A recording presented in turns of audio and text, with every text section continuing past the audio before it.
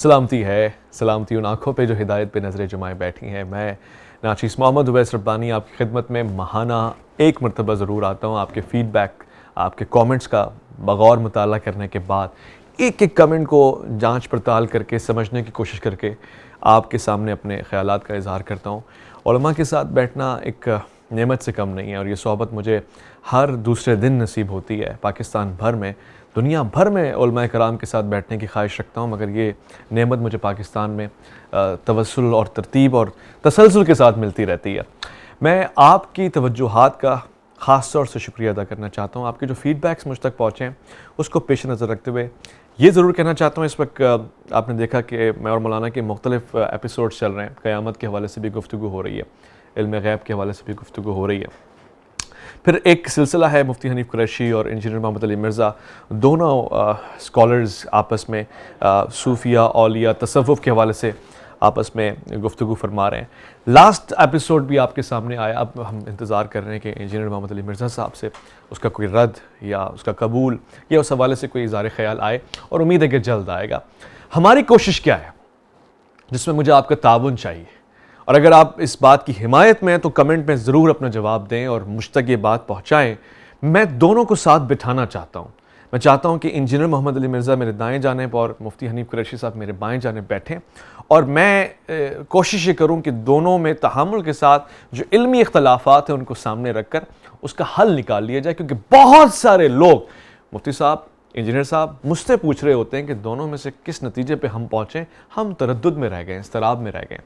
دنیا بھر سے ایک ہی طرح کے پیغامات مجھے آ رہے ہیں کہ آپ نے کیا نتیجہ نکالا ہے۔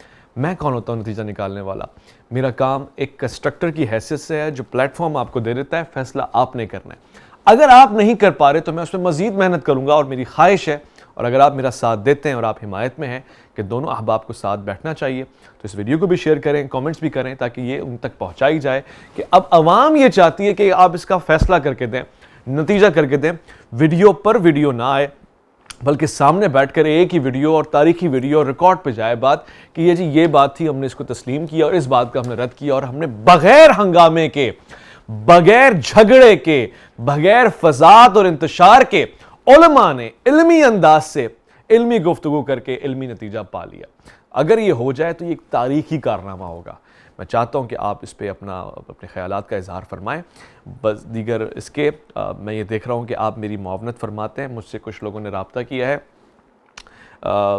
راشد رضوی صاحب تک کا فون نمبر مجھ تک پہنچایا، میں نے کال ان کو کی، ہماری ٹیم نے 2 مرتبہ رابطہ کیا، شاید اب تک رابطہ نہیں ہوا، مجھے یقین ہے کہ وہ اچھا رسپانس دیں گے، تو آپ کی خواہشوں کے پیش نظر ہم ان کو پروگرام میں لانا چاہتے ہیں۔ اگر وہ میرا یہ پیغام سن رہے ہو تو آپ پلیز خود سے بھی رابطہ کر لیں۔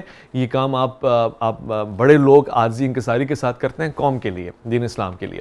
ایسے ہی میں چاہوں گا کہ دیگر لوگوں سے بھی آپ ہمارا رابطہ اگر جوڑنا چاہتے ہیں، ہم حاضر خدمت ہیں۔ بس یہ ذہن میں رکھیے گا، کوئی ایسا نہ ہو کہ جس کے لیے بیٹھنا فساد کرنے کے مترادف ہو اور کل عدم نہ ہو، اور ایسی چیزیں نہ ہو کہ ہم یہاں پر انتشار، ہم علماء کا انتخاب کرنا چاہتے ہیں، چاہے وہ کسی بھی مکتب فکر سے ہوں، دین اسلام میں ہو، اور پاکستان کے قوانین میں مسلمان کاؤنٹ ہوتے ہیں، ہمیں خوشی ہوگی اس بات کی۔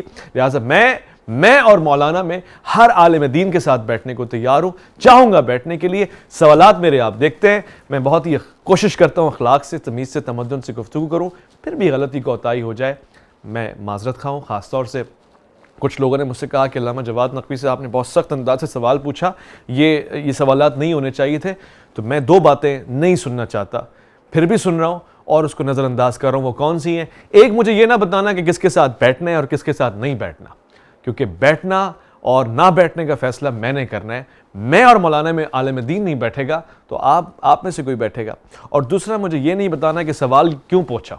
سوال ہوتا ہی اس لیے کہ اس کے پیچھے آلریڈی ایک کیوں ہوتا ہے کہ یہ کیوں ہے، سوال پہ کیوں نہیں لگایا جاتا، سوال کا جواب لیا جاتا ہے۔ اور اگر اہل علم سے نہیں پوچھیں گے، اہل ذکر سے نہیں پوچھیں گے تو پھر کس سے پوچھیں گے؟ افلاک سے آتا ہے نالوں کا جواب آخر، کرتے ہیں خطاب آخر، اٹھتے ہیں حجاب آخر۔